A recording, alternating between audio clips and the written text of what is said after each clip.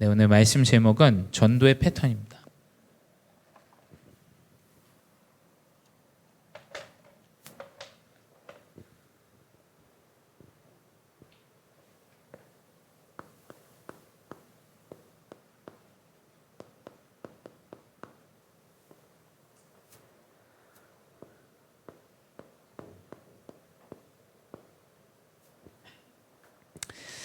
네, 우리 2026년은 하나님이 원하셔서 전도 운동이 일어나는 새일의 역사를 하나님 준비하고 계십니다.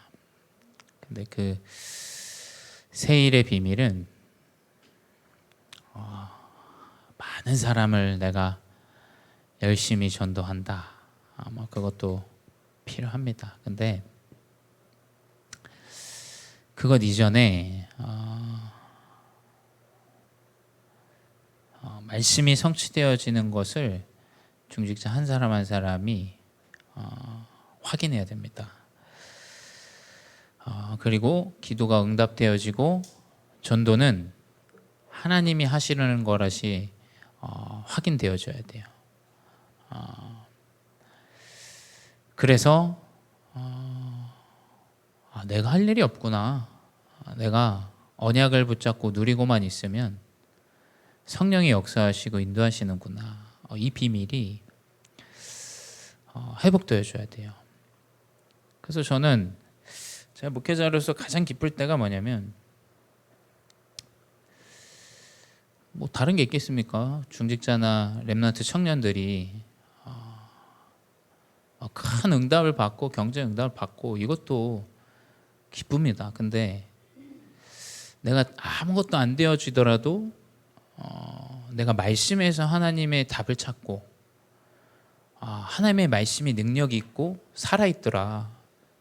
이거를 저는 체험하기를 간곡히 기도해요.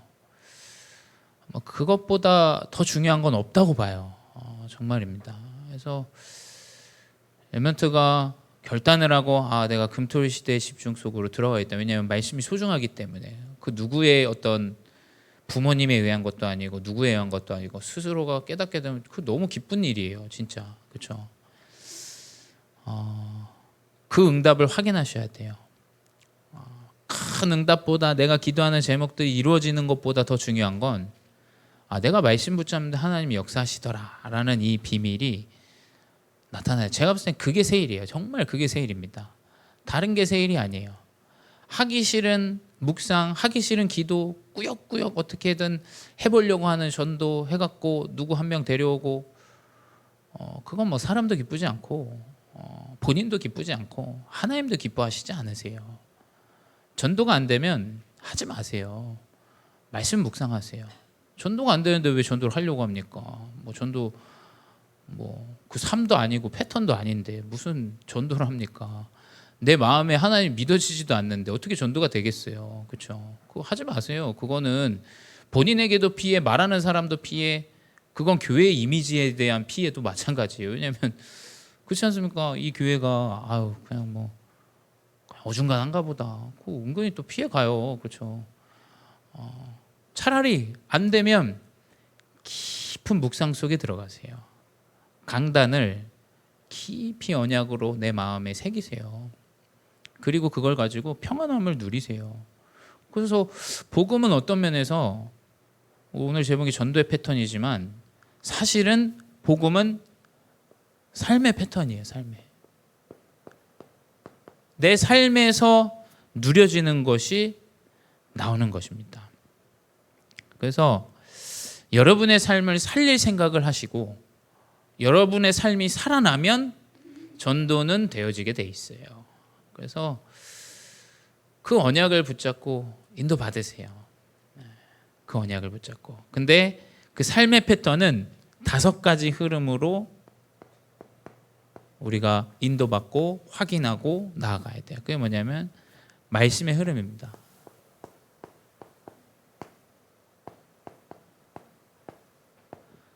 이 삶에서 말씀이 누려지는 흐름으로 인도받아야 돼요. 이번 주는 기회이지 않았습니까? 내 인생의 기회가 길지 않아요. 그렇죠? 짧습니다. 우리의 인생의 기회는 제가 여기서 어느 정도 젊은 사람이지만 인생은 참 짧은 것 같다는 생각이 많이 들어요. 왜냐면 언젠가는 인간에게 죽음이 찾아오고 언젠가는 인간에게 질병이 찾아오고 지금은 내가 건강하지만 언젠가는 또 쇠퇴하고 병드는 시간표가 오겠죠. 그 인생의 기회는 길지 않아요. 그래서 젊은 사람들은 젊어서 노세 이런 얘기들 많이 해요. 열심히 오늘 하루 사는 것처럼 놀자. 그게 요즘 젊은 세대의 생각들인데 말씀의 흐름을 가지고 살아가야 돼요. 기회가 길지 않구나. 하나님이 우리 교회에 기회를 주시고 계시고 기회를 확인케 하시는데 혹시 나는 이걸 자꾸 불신앙으로 여기지 않나. 교회에 대한 요소들을 세 가지 흐름을 시대에 대한 부분을 혹시 내가 좀 불신앙하지 않나. 그런 기회들을 확인해 보셔야 됩니다. 왜냐하면 말씀의 흐름이 그렇기 때문이에요. 그리고 혹 나의 만남이 너무 나에게 하나님은 기회로 주시는데 혹시 이 만남이 나에게는 싸움이 만남이 되거나 다투는 만남이 되거나 아니면 옳고 그름을 판단하는 만남이 되거나 그 만남의 기회는 많지 않아요. 아주 소중하게 보셔야 돼요. 하나님 분명히 내 만남 속에 7포인트의 사람을 숨겨주셨기 때문에 그러니까 그 말씀의 흐름을 가지고 모든 기준이 돼야 돼요. 삶에. 그렇지. 내 만남은 다 기회야. 혹시 이 사람이 하나님이 예비한 사람이 아닐까. 그 현장에 갔을 때 그 흐름을 가지고 살아가는 거예요. 그렇죠? 교회에서 이 집중, 30대의 집중 이것을 언약으로 붙잡고 가는 거예요. 내 인생에 문제가 찾아왔다. 이걸 통해서 하나님 계획이 무엇이지? 새벽 기도 때도 말씀드렸지만 남들이 그 사람에 대해서 손가락질할 이유는 없습니다. 여러분 그거는 너무 틀린 이야기예요. 그렇죠? 심지어 목회자인 저도 그걸 함부로 판단할 수는 없다라고 생각해요. 네가 이랬기 때문에 이렇다라고 생각할 수는 없어요. 물론 그렇게 보여지더라도 하지만 스스로는 깨달아야 돼요. 그렇죠? 그렇지 않습니까? 하나님과 나와 1대1이기 때문에 문제를 그냥 남들이 무시하듯이 그냥 지나가는 흐름으로 나도 똑같이 그 흐름으로 가는 건 틀린 거예요. 그렇죠? 여러분 나에게 문제가 찾아왔다. 남들은 나에게 할 말이 없지만 나는 디테일하게 생각해 봐야 돼요. 하나님 이 계획이 무엇입니까? 하나님 나 언약 붙잡고 전도자의 삶으로 살아가기 원하는데 하나님 이 문제를 왜 나에게 주셨습니까? 그리고 빨리 실천하고 바꾸고 도전해야 돼요. 그렇죠? 하나님의 계획이 있기 때문에 계획이 없다면 그게 그냥 문제로 끝나지만 하나님의 계획이 계시다면 분명히 하나님의 계획을 붙잡아야 돼요. 이제 이게 저는 이번 주 제가 붙잡은 말씀의 흐름이에요. 그 흐름의 패턴을 가지고 살아가야 돼요. 그거 가지고 만남을 보는 겁니다. 그거 가지고 교회를 보는 거예요. 그거 가지고 내 인생을 보는 거예요. 그것 붙잡고 기도하는 겁니다. 그렇지? 하나님 후대들이 연약하고 넘어집니다. 근데 하나님 분명히 후대에 대한 계획이 있으시잖아요. 제 만남을 두고 기도하는 거. 하나님 우리 교회에 보내신 다민족들 하나님 계획이 있으시잖아요. 하나님 7포인트의 제 주변의 만남들 하나님 계획이 있으시지 않습니까?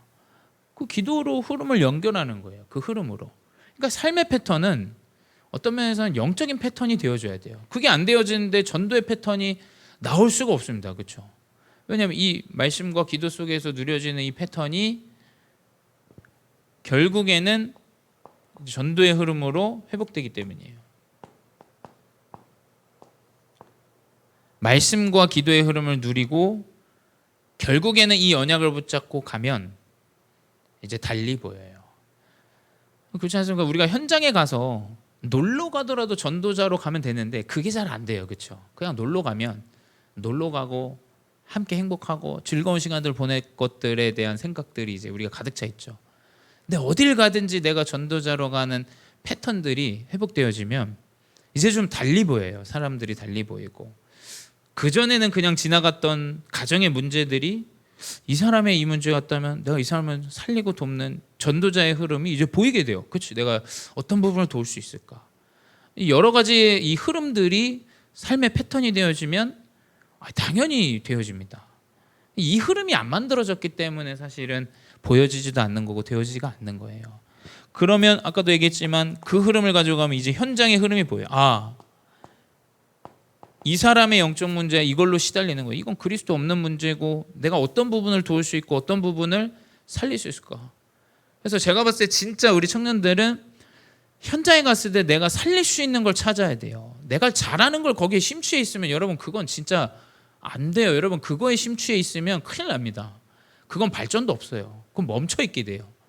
내가 무엇을 살릴 수 있는가로 계속 들어가야 돼요. 무엇을 살릴 수 있는가. 난 중요한 사람이니까 나 이만큼 해. 여러분 그거는 발전이 없는 소리예요. 그렇죠? 진짜는 뭐냐? 내가 여기서 더 살릴 수 있는 것이 무엇인가? 그걸 찾아야 돼요. 그 언약의 비밀을 가지고 현장의 흐름을 확인해야 돼. 그러면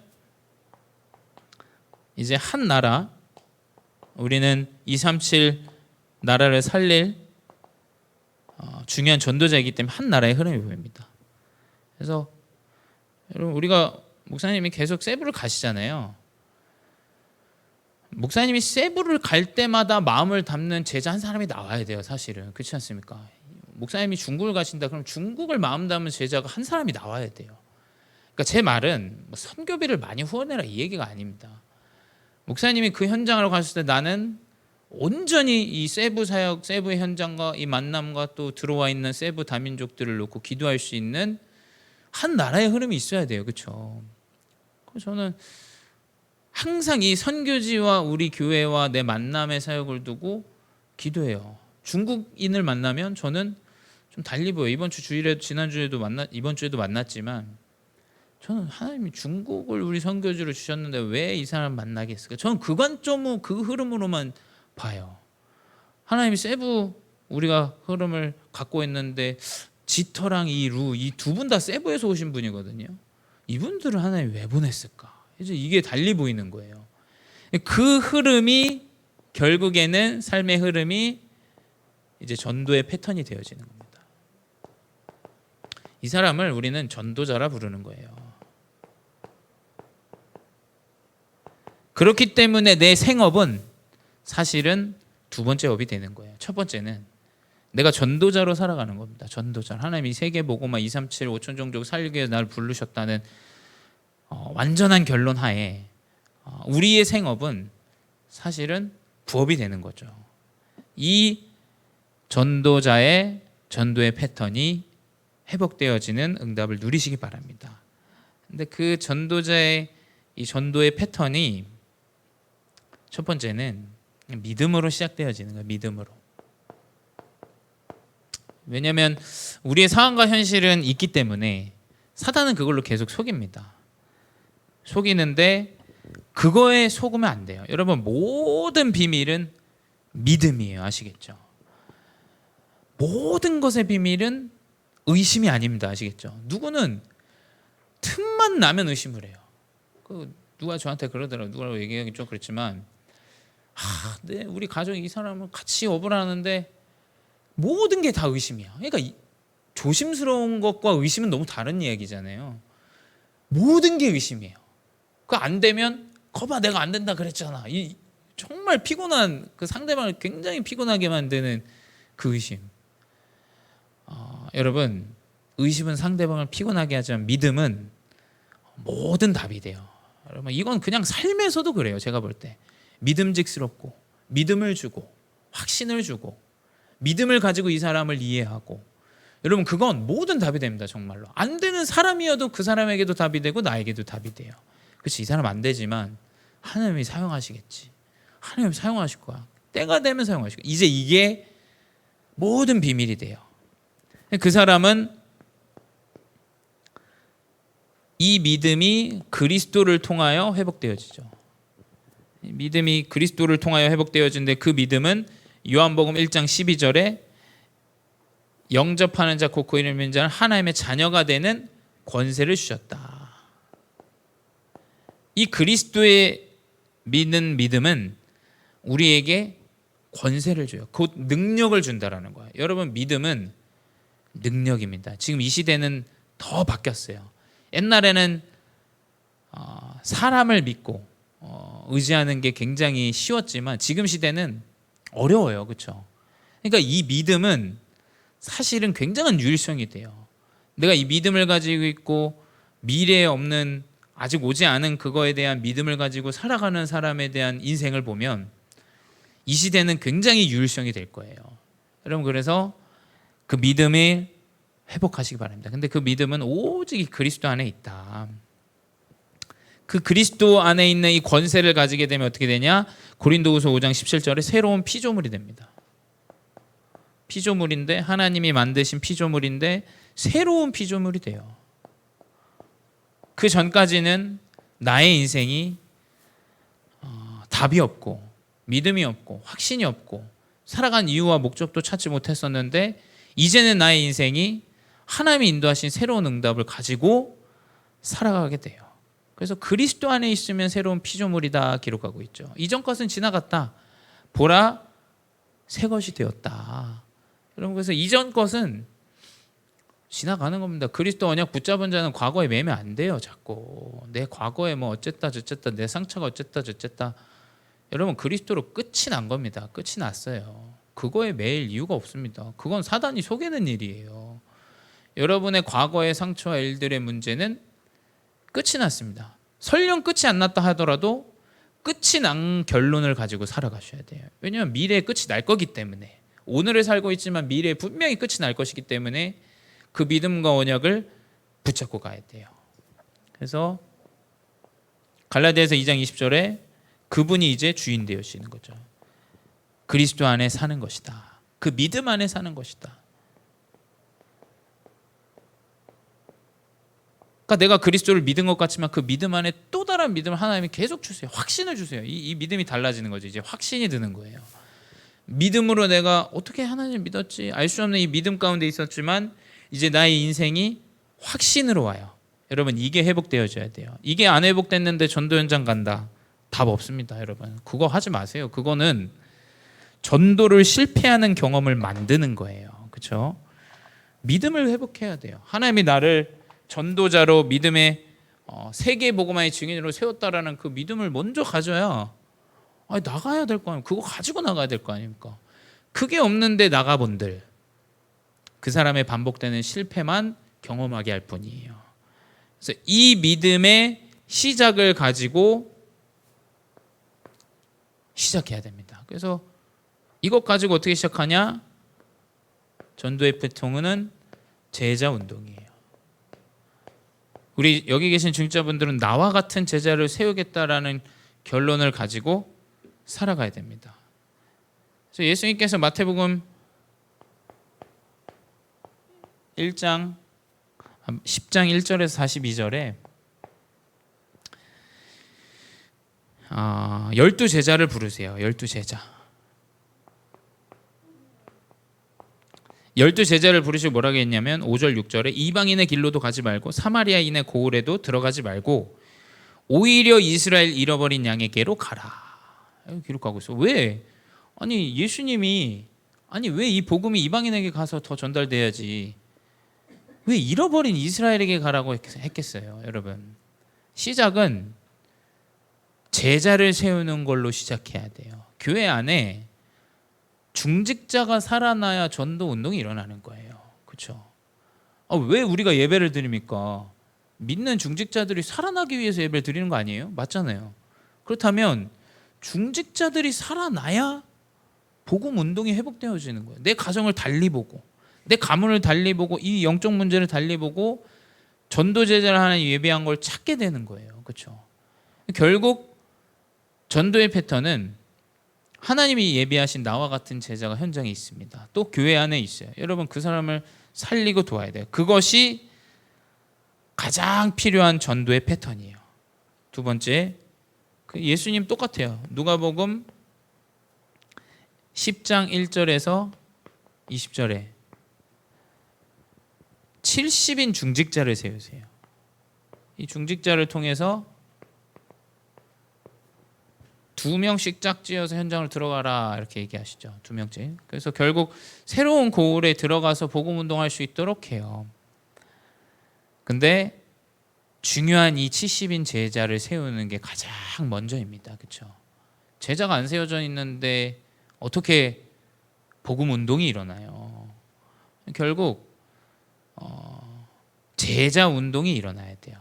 그래서 현장에서 나와 같은 제자를 꼭 찾으세요. 아시겠죠? 현장에 분명히 있습니다. 나와 같은 제자가. 그래서 사도행전 8장 24절에서 40절에 빌립과 에디오피아 내시와의 만남이 회복되어져요. 이 빌립이라는 제자 때문에 하나님이 예비하신 이 에디오피아의 제자를 만나게 하세요. 이 사람이 이제 세워진 7명의 중직자 중 한 사람이죠. 이 사람 통해서 한 명의 이 아프리카의 중요한 제자를 세우게 됩니다. 그래서 여러분은 복음의 제자입니다. 삶의 패턴을 말씀과 기도와 전도와 현장과 한 나라의 패턴으로 확인하셔야 돼요. 이 제자 운동을 통해서 세계복음화가 일어났어요. 또 특별히 이 성경에서 그리스도가 가르치신 전도, 이 그리스도가 가르치신 전도가 있죠. 이 가르쳐 주신 전도는 다른 게 아닙니다. 망대 여정 이정표를 세워야 돼요.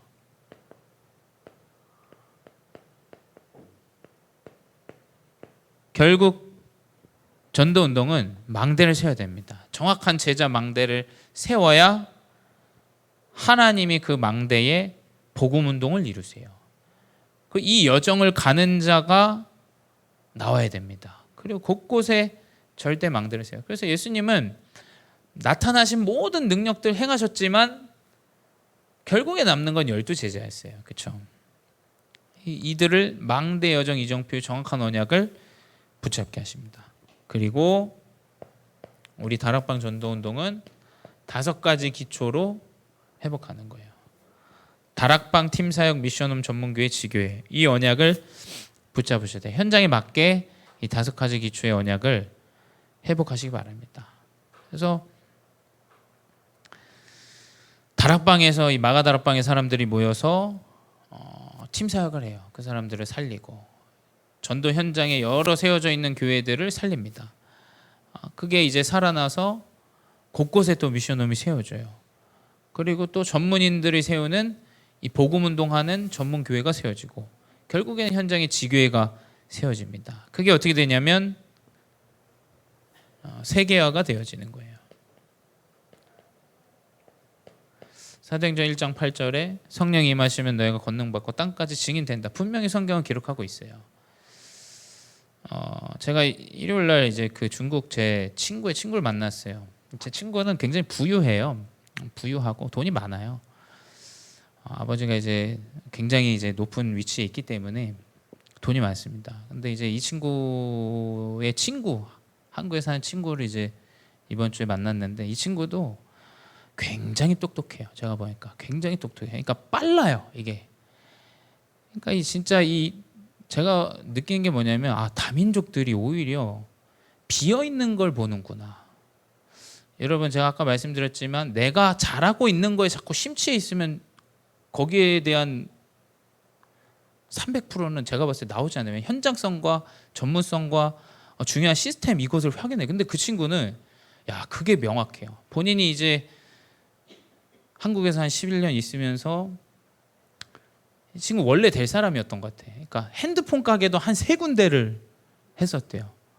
그러니까 서울에서 굉장히 힘들었지만 이제 뭐 본인이 그것들도 이제 잘 마무리하고 지금은 뭐 이제 성형외과에서 이제 그런 중국인들을 이 친구 말이 그래요. 본인이 이제 병원에 이득을 주는 게 한 4억 5억 된다. 그러니까 이제 병원장이 휴가를 주는데 한 달 정도 줬대요. 그러니까 어마어마하게 이 친구가 실력이 있는 거죠. 이제 그 사람이 본인의 업을 이제 시스템화를 하는 걸 위해서 이제 저희를 만난 거예요. 그러니까 저는 뭘 느끼냐면 현장과 본인의 전문성과 그 시스템에 대한 것들을 현장에서 잘 봐야 됩니다. 아시겠죠? 내가 얼마큼 했다라는 이거에 심취해 있으면 현장을 놓쳐요. 그렇죠?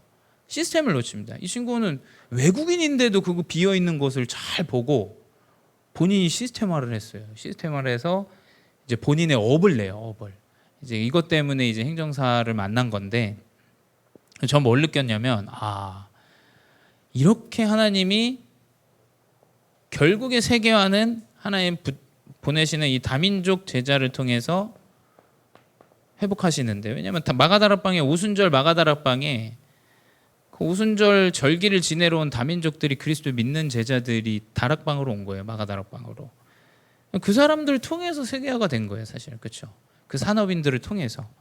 그래서 이 결국 이 그리스도의 전도 운동은 우리는 자꾸 얕게 보고 그냥 내 주변에 복음 전하고 말고 자꾸 이 수준으로 보는데 그게 아니에요. 왜냐하면 성경은 전 세계 사람들이 다 알아요. 그렇죠? 우리는 한국어로 찬양을 우리가 먼저 부른 것 같지만 미국이 먼저 불렀어요. 사실은. 그렇죠? 이스라엘이 먼저 불렀고, 지금이야 뭐 미디어가 있으니까 237이 다 보지만 성경을 어떻게 전 세계가 다 합니까? 미디어도 없던 시절에. 그러니까 이게 세계화라는 이 그리스도의 언약은 이미 준비되어져 있고 회복되어져 있어요. 그래서 결국에는 예수님이 가르치신 전도 운동은 300%입니다. 300%. 현장에 맞게 내 전문성을 가지고 결국에는 그것을 전도 운동할 수 있는 시스템. 그게 5기초예요. 그렇죠? 결국 이 전도 운동을 누가 가장 잘했냐면 바울이 가장 잘했어요. 예수님이 가르쳐주신 전도를 예수님 제자도 아니라 예수님을 만나본 적도 없는 바울이 이걸 엄청나게 잘했던 거죠. 예수님 만난 적 없는 이 바울은 딱 3번의 치유 전도로 세계 복음화의 응답을 누리게 됩니다. 그러니까 아주 아시겠지만 이 바울은 회당으로 자꾸 들어가요. 왜냐하면 회당은 이미 사람이 너무 많은 현장이에요. 그리고 원래 흐름상 사람들이 많이 모이고 많이 볼 수 있는 현장이죠. 거기서 어떻게 되냐면 사도행전 13장 6절에서 12절 귀신에게 들린 엘루마를 치유합니다. 그렇죠? 귀신 들린 자예요. 그러니까 여러분 현장에 언약을 붙잡고 여러분 이 삶의 패턴을 누리고 있으면 하나님 분명히 귀신에 씌어서 진짜 뭐 질병에 시달리는 자를 붙일 수도 있어요. 여러분 그거 잘 보셔야 됩니다. 하나님 분명히 그 이상하게 원치 않는 원치 않는 질병이잖아요. 우리 권사님의 그 가족도 본인의 어떤 실수에 의한 질병이 아니에요. 그래서 그런 얘기는 하시더라고요. 선교사님이 이게 귀신 때문에 그렇다 막 우리한테 얘기를 해주시더라고요. 맞을 수도 있고 틀릴 수도 있겠지만 하나님 계획이 있지 않겠냐. 왜냐하면 내가 잘못해서 온 질병이면 잘못한 건데, 내 가족에 의해서 누군가 잘못했으면 잘못한 건데 그게 아니라 하나님의 계획이 있는 질병이다. 그런 질병이 치유되어지면 이제 하나님이 큰 역사를 여시겠죠. 그래서 오늘도 상대님 말씀하셨는데 그 병원에서 이제 전도 대상자를 놓고 같이 기도하고 생각도 하시고, 결국 뭐냐면 한 사람이 치유되어지면 돼요. 막 어떻게 들어가가지고 휘젓고 들어가니 생각하지 말고 한 사람이 치유되어지면 그 지역에 그걸 본 사람들이 그리스도를 깨달아요. 그 사도행전 이 13장이 아마 이 고넬료가 깨닫습니다. 이 귀신 들린 자 이 사람이 어떻게 치유되어지지? 고넬료가 귀히 보더라, 기이하게 보더라, 기이하게 여기더라, 그렇게 기록되어져 있죠. 사도행전 16장에 16절에서 18절 여기도 마찬가지입니다. 여기도 이제 귀신 들린 자를 치유했어요. 루디아를 만나고 귀신 들린 자 치유하니까 감옥에 갔는데 귀신 들린 자 때문에 난리가 났는데 감옥에 갔는데 또 난리가 났어. 이게 진짜 어마어마한 일들이 이렇게 일어나는 거예요. 여러분 많이 하지 마십시오. 인생에 딱 한 번의 기회가 와서 치유 역사가 일어나면 세계 복음화 되는 거예요. 여러분 그 사실을 명심하셔야 돼요. 많이 뛰어서 많은 사람들 도둑놈들 100명 데려온 게 자랑이 아니라니까요. 여러분 데려왔는데 100명이 도둑놈이야. 그럼 진짜 피곤한 거예요. 그렇지 않습니까? 한 명을 데려왔는데 이 사람이 진짜 제자야. 이제 이게 다른 겁니다. 이게. 근데 사람은 이제 자꾸 양과 물량과 이제 이 규모를 자꾸 얘기하는데 그건 사람의 입장에서 그럴 뿐이지 하나님 보실 땐 그게 아니에요. 결국 이 치유 전도를 통해서 거기에 빌립보에 제자들이 서게 됩니다. 결국 사도행전 19장, 이 19장은 더 놀라운 일이에요. 19장은 본인이 치유한 일이 아니에요. 여러분 19장 잘 보셔야 돼요. 바울이 가서 치유한 적 없어요. 바울의 옷만 손대도 치유되어지는 걸 보고 귀신 들린 자가 그걸 따라하는데, 그것 때문에 귀신이 쓰이는 걸 보고 사람들이 이 바울이 믿는 그리스도가 진짜 그리스도구나 깨달아요. 그러니까 진짜 치유전도 한 사람이 일어나면 사람들이 그걸 따라하려 해도 따라할 수가 없다니까요. 왜냐하면 그리스도 아니고선 귀신이 치유되어질 수가 없어요. 그래서 여러분, 바울은 어떤 면에서 딱 2번이에요. 2번. 귀신 들린 자 딱 2번을 치유했는데 그거를 성령이 역사하셔서 많은 사람들이 본인의 우상을 막 불태우고 이런 전도 운동이 일어나요. 하나님은 이 전도 운동을 우리의 삶 가운데, 우리의 만남 가운데, 우리의 여정 가운데 준비하셨다니까요. 이 치유 전도 운동의 패턴이 우리의 것이고 하나님이 예비하신 것이다. 그리고 5번째 뭐냐? 가장 중요하죠. 서글프기도 하고 한이 되기도 하고 답답하기도 하고 후대 운동입니다. 후대는 우리의 미래예요. 그렇죠? 그래서 바울은 이 미래임을 알기 때문에 회당으로 들어가는데, 이 회당 운동의 가장 중요한 키는 뭐냐면 사도행전 18장 1절에서 4절에 뭐냐? 하나님이 후대 운동할 팀을 주세요. 브리스길라 아굴라 같이 평생의 팀을 주세요. 후대를 위해서 놓고 기도할 팀을 주십니다. 그래서 같이 회당으로 들어가요. 브리스길라 아굴라 같이 회당으로 들어가고 계속 회당 운동이 일어납니다. 사도행전 19장 5절에서 10절에 후대 12제자가 세워져요. 12제자가 세워지고 회당에 들어가기 위해서 제자를 따로 세웁니다. 따로. 후대들이 살아나는 전도 운동이 일어나요. 여러분, 저는 이 믿지 않는 사람들에게 말을 하기가 되게 어려워요. 그렇죠? 그러니까 여러분, 만약에 후대를 진짜 살리고 싶다, 여러분 금토일 시대를 회복하셔야 돼요. 그거 안 믿어요. 사람들이 자꾸 안 믿습니다. 우리 자녀가 안 오는 것만 자꾸 얘기해요. 여러분, 그럼 안 믿는 사람에게는 제가 말하기가 힘들어요. 여러분, 후대를 살리고 싶다, 금토일 시대 집중으로 본인이 들어오셔야 돼요. 본인이. 뭐 자꾸 후대가 들어오냐 안 들어오냐 그 이야기를 왜 하는지 모르겠습니다. 내가 그 금토일 시대 집중 속으로 들어가야 돼요. 내가 살면 다 사는 겁니다. 자꾸 문제에 얽매여가지고 불신앙에, 염려에, 두려움에 매일 필요가 없어요. 여러분, 이 3시대는 하나님이 후대를 살리라고 주신 중요한 흐름이에요. 흐름. 그래서 이 금토일은 구호가 아니라니까요. 뭐 금요일부터 쉬니까 우리가 금요일부터 해보자 이게 아니라니까요. 3일에 집중이에요. 3일에 집중. 여러분, 집중해야 돼요. 집중과 포럼입니다. 집중과 포럼. 이 금토일은 내가 집중하고 그 말씀이 회복되어지고 성취되어지고, 사실은 매일매일 그게 되어져야 되는데 그게 안 되지 않습니까? 금토일의 이 삶의 3일의 집중이 회복되어져야 돼요. 여러분, 후대를 살리고 싶다, 이제는 금토일 시대의 집중 속으로 들어가세요. 여러분이 금토일 시대에 집중하고 있는데 후대가 살아납니다. 그리고 3가지 뜰의 언약을 붙잡으세요. 뭐 이제는 더 이상 우리 교회가 뭐 다민족만 한다 이런 얘기는 없겠죠. 하나님의 계획입니다. 다민족을 세워야 돼요. 다민족을 선교사로 파송해야 됩니다. 그게 세계 선교의 길입니다. 그 렘넌트가 미래의 선교사로 회복되어져야 돼요. 가정이 무너지고 있다. 후대를 살려야 됩니다. 여러분, 방법이 없지 않습니까? 후대를 살려야 돼요. 후대가 가정 가문의 영적 문제로 다 죽어가는데 그거를 그냥 보고만 있으면 어떡합니까? 그거 큰일 나는 거예요. 그 완전히 후대를 사실은 그 영적 문제 있는 가문에 있는 아이들은 완전히 죽어가는 겁니다. 그렇다면 내가 어떻게 이 아이를 살릴 수 있을까?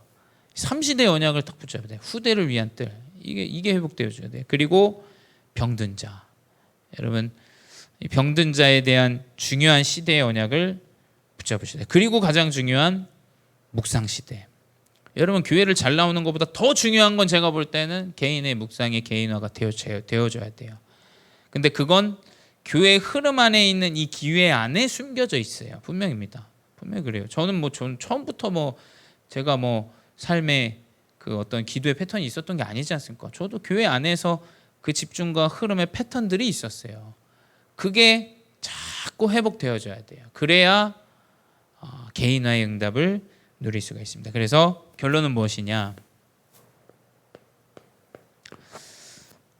여러분, 인생은 길지 않아요. 정말 길지 않습니다. 이것은 이제 진짜 처음 기회입니다. 이 기회를 예민하게 보셔야 돼요. 분명히 말씀드립니다만 후대의 시간표는 금방 지나갑니다. 그 후대의 시간들이 어떻게 흘러가느냐, 사실은 중직자분들 예민하게 보셔야 돼요. 그렇죠? 그걸 그냥 안일하게 보는 건 안 됩니다. 후대를 위해서 절대 안 돼요. 그렇게 보시면. 사실은 제가 감사한 거, 우리 부모님이 영적으로 시달리고 있을 때 직접 들어오기도 하시고 현장을 바꿔주기도 하고, 왜냐하면 그게 너무 후대의 미래에 대한 부분이 중요하기 때문에 그런 거예요. 그렇죠? 근데 여러분, 그걸 억지로 할 필요 없이 분명히 흐름을 바꿀 수 있는 것들이 있습니다. 이 말씀과 기도, 전도, 현장 한 나라의 흐름 안에 분명히 존재해요. 그 기회가 있습니다. 그 기회를 놓치면 안 돼요. 그렇지 않습니까? 그 처음 기회요, 마지막 기회예요. 이제 더 무서운 말이죠. 이게 사실은 마지막 기회입니다. 정말로 마지막 기회예요. 내 인생을 살아가면서 하나님, 우리 후대와 내 가문과 내 인생과 우리 모든 다민족 세계 복음화의 마지막 기회가 숨겨져 있어요. 그리고 여기에 영원한 기회가 있어요. 이 언약을 붙잡으시 바래요. 그래서 세르게이가 연락이 왔어요. 세르게이가 갑자기 이제 내일 비행기로 한국에 온대요. 그래서 내일 왜 오는지도 저도 모르겠습니다. 왜 오는지 모르겠고 갑자기 온다고 연락이 왔어요. 그래서 8월 한 중순까지 있다 갈 것 같다고. 그래서 짐을 좀 가지러 오나 보다, 저는 좀 그런 생각을 해요. 근데 이제 이 친구에게 이제 세계 렘넌트 대회도 같이 좀 참여할 수 있도록 좀 인도 받아야겠다. 그래서 영적인 집중도 하고, 왜냐하면 이상하게 한 2년 같이 있었는데 한 번도 렘넌트 대회를 참여를 못했어요. 그래서 같이 말씀도 집중하고 인도받을 수 있는 흐름으로 좀 인도해야겠다. 그래서 하나님이 주신 기회를 놓치지 말아야겠다. 이 기회라는 걸 붙잡고 있는데 이번 주에 연락이 온 거예요. 그래서 이 기회를 놓치면 안 되겠다. 그래서 알겠다. 내가 데리러 가겠다. 금요일 날 4시에 도착을 한대요, 한국에. 그래서 제가 좀 데리러 가서 이 친구 이제 픽업해 오고, 또 이번에 훈련들, 집중들을 같이 인도 받아야겠다라는 생각들을 하겠습니다. 그래서 여러분, 삶의 전도의 패턴 놓치지 마시고 삶의 패턴을 회복하는 증인 되시기 바랍니다. 기도하겠습니다. 사랑의 하나님, 감사합니다. 주님, 나의 삶이 전도자의 삶이 되게 하여 주시옵소서. 전도는 방법이 아니요, 노력과 열심이 아니요, 나의 삶임을 고백합니다. 주님, 나의 삶의 패턴이 회복되어져 중요한 세계복음화의 패턴이 시작되게 하여 주시옵소서. 기회를 놓치지 않게 하시고 세월을 아끼며 찾아온 기회를 언약으로 붙잡고 승리하며 인도받는 귀한 증인 되게 하여 주시옵소서. 지금도 살아계신 주 예수 그리스도의 이름으로 기도드렸사옵나이다. 아멘.